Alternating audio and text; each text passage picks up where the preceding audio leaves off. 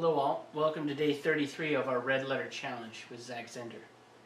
Today we continue our discussions in giving, and the verse for today is Acts chapter 20 verse 35, where it says, "It is better to give than to receive."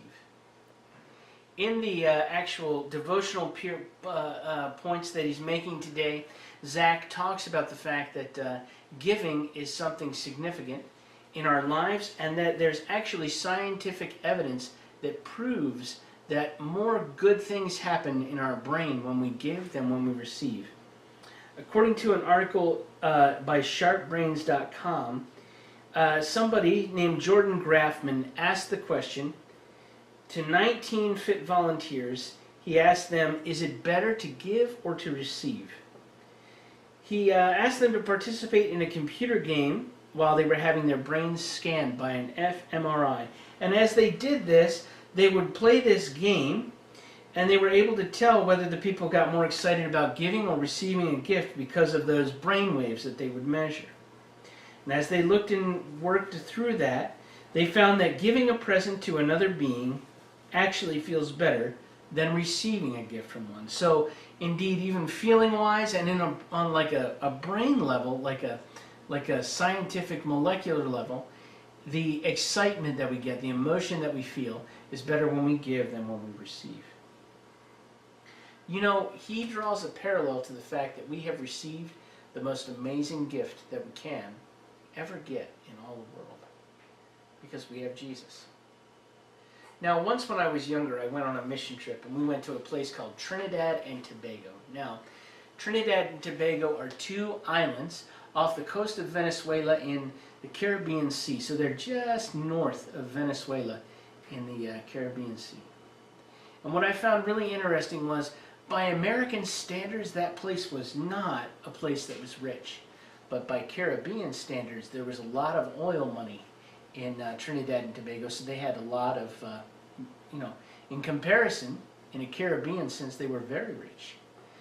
And I remember that we took this group of youth and we went, and this young man had a daughter who was the teenager's age. And so as a gesture of faith, of love, of care for us, he invited the entire youth group, even though he didn't know anyone, to his house to have dinner with his family to celebrate his daughter's birthday. And, you know, we went to their house and we recognized that in comparison to what we had, it seemed very, very poor indeed. But the reality was that in their conditions, they were willing to give, sometimes even more than it seemed like we might be for some things.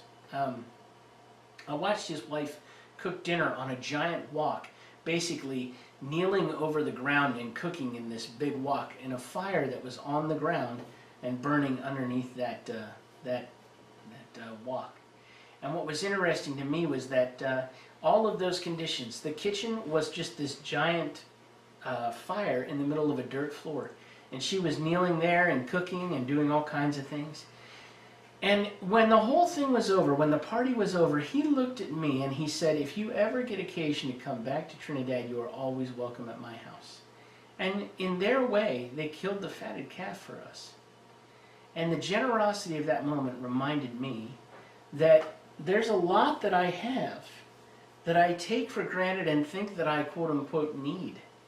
And the reality is that I could do with a lot less if God could progress through my sacrificial giving.